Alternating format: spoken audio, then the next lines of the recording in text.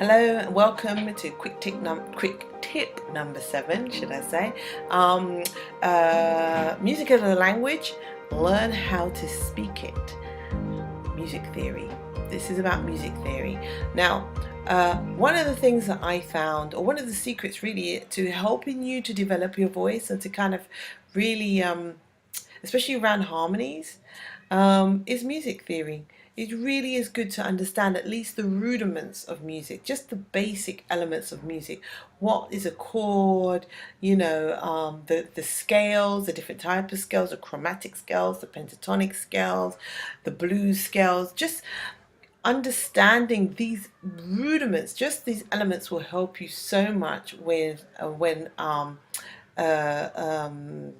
arranging music, trying to communicate with the musicians, trying to communicate with your singers. It will really make the job a lot easier.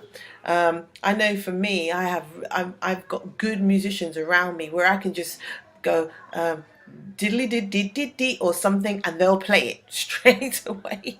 And it's really good to have good, strong musicians. Or our drummer, sometimes I can just go, and he will just pick it up and he'll just get it straight away. That's a really good musician.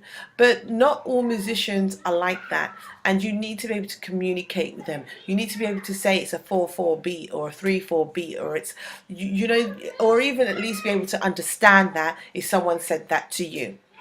So music is a language. And you should try to learn to speak it by getting a couple of music theory lessons or something along those lines. Okay, so that's quick tip number 7. I'll see you again in quick tip 8. You remember you can join us on Facebook in our group, which is worship vocal tips for worship leaders and worshippers. Okay, take care. Bye.